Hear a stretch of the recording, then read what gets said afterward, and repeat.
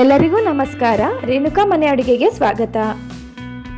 ಇವತ್ತಿನ ವಿಡಿಯೋದಲ್ಲಿ ಒಂದು ಸೂಪರ್ ಆದಂತಹ ಸಮ್ಮರ್ ರೆಸಿಪಿನ ತೋರಿಸ್ತಾ ಇದ್ದೀನಿ. ಇದರ ಹೆಸರು ಪಳು ಅಂತ.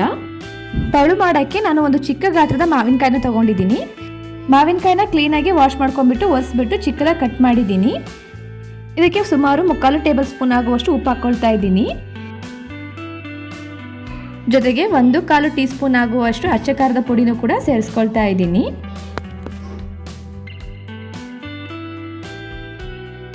ಒಂದು ಚಿಕ್ಕ ಬಟ್ಲಾಗುವಷ್ಟು ಬೆಲ್ಲನ ತಗೊಂಡಿದ್ದೀನಿ. ಅದನ್ನು ಕ್ಲೀನಾಗಿ ಮೆತ್ತಗಾಗೋ ಥರ ಜಜ್ಜಿಬಿಟ್ಟು ಇದ್ರ ಜೊತೆ ಸೇರಿಸ್ಕೊಳ್ತಾ ಇದ್ದೀನಿ.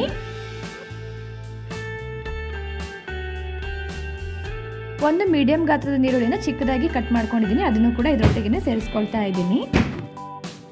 ಇದರೊಟ್ಟಿಗೆ ಚಿಕ್ಕದಾಗಿ ಕಟ್ ಮಾಡಿ ಇಟ್ಕೊಂಡಿರೋಂತಹ ಕೊತ್ತಂಬರಿನೂ ಕೂಡ ಹಾಕ್ಕೊಳ್ತಾ ಇದ್ದೀನಿ. ಇವೆಲ್ಲವನ್ನ ಹಾಕಿದ ನಂತರ ಇದನ್ನು ಒಂದ್ಸರಿ ಕ್ಲೀನಾಗಿ ಮಿಕ್ಸ್ ಮಾಡ್ಕೊಳ್ತೀನಿ. ಪಳು ಟೇಸ್ಟ್ ತುಂಬ ಚೆನ್ನಾಗಿರುತ್ತೆ. ನಮ್ಮ ಚಿಕ್ಕ ವಯಸ್ಸಲ್ಲಂತೂ ಬೇಸಿಗೆ ಕಾಲ ಬಂತು ಅಂದರೆ ಮೊದಲು ನೆನಪಾಗ್ತಿದ್ದೆ ಪಳು. ಇದರಲ್ಲಿ ಹುಳಿ ಅಂಶ, ಉಪ್ಪು, ಖಾರ, ಸ್ವೀಟ್ ಎಲ್ಲ ಹಾಕಿರೋದ್ರಿಂದ ಇದು ಸಖತ್ತಾಗಿ ಟೇಸ್ಟ್ ಬರುತ್ತೆ. ಇದರೊಟ್ಟಿಗೆ ನಾನು ಕೊನೆಯಲ್ಲಿ ಹಸಿ ಎಣ್ಣೆನ ಸೇರಿಸ್ಕೊಳ್ತಾ ಇದ್ದೀನಿ. ನಾನಿಲ್ಲಿ ಶೇಂಗಾ ಎಣ್ಣೆ ಉಪಯೋಗಿಸಿದ್ದೀನಿ. ನಿಮ್ಮ ಮನೇಲಿ ಅಡುಗೆ ಮಾಡೋಕ್ಕೆ ಯಾವ ಎಣ್ಣೆ ಉಪಯೋಗಿಸ್ತೀರೋ ಅದೇ ಎಣ್ಣೆನ ಹಾಕ್ಕೋಬಹುದು. ಇದೆಲ್ಲದನ್ನು ಹಾಕಿದ್ಮೇಲೆ ಇದನ್ನು ಕ್ಲೀನಾಗಿ ಮಿಕ್ಸ್ ಮಾಡ್ಕೊಳ್ತಾ ಇದ್ದೀನಿ. ಇದರಲ್ಲಿ ಎಲ್ಲ ಬೇರೆ ಇಂಗ್ರೀಡಿಯೆಂಟ್ಸ್ ಸೇರಿಸಿರೋದ್ರಿಂದ ಮಾವಿನಕಾಯಿ ಹುಳಿನೂ ಕೂಡ ನಿಮಗೆ ಅನಿಸಲ್ಲ.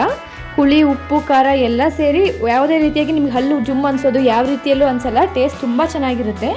ಮೇಲೆ ಗಾರ್ನಿಷಿಂಗಿಗೆ ನಾನು ಸ್ವಲ್ಪ ಕೊತ್ತಂಬರಿ ಹಾಕ್ಕೊಳ್ತಾ ಇದ್ದೀನಿ. ಈ ರೆಸಿಪಿ ನಿಮಗೆ ತುಂಬ ಇಷ್ಟ ಆಗುತ್ತೆ. ಡೆಫಿನೆಟಾಗಿ ಒಂದ್ಸರಿ ಮನೇಲಿ ಟ್ರೈ ಮಾಡಿ ನೋಡಿ. ಈ ಚಾನಲಲ್ಲಿ ಮಾವಿನಕಾಯಿ ಉಪಯೋಗಿಸಿ ಮಾಡುವಂತಹ ಹಲವಾರು ಡಿಶ್ಗಳನ್ನು ಅಪ್ಲೋಡ್ ಮಾಡಿದ್ದೀನಿ. ಮಾವಿನಕಾಯಿ ಉಪ್ಪಿನಕಾಯಿ, ಮಾವಿನಕಾಯಿ ಚಟ್ನಿ, ಮಾವಿನಕಾಯಿ ಚಿತ್ರಾನ್ನ, ಹೀಗೆ ಹಲವಾರು ಡಿಶಸ್ ಇದೆ. ನೀವು ಯಾವ್ದು ಬೇಕೋ ಅದನ್ನು ಚೆಕ್ ಮಾಡಿ. ಈ ರೆಸಿಪಿ ನಿಮಗೆ ಇಷ್ಟ ಆಗಿದ್ದಲ್ಲಿ ಚಾನಲ್ನ ಸಬ್ಸ್ಕ್ರೈಬ್ ಮಾಡ್ಕೊಳ್ಳಿ, ವಿಡಿಯೋಗೆ ಒಂದು ಲೈಕ್ ಕೊಡಿ ಹಾಗೂ ಆದಷ್ಟು ಶೇರ್ ಮಾಡಿ.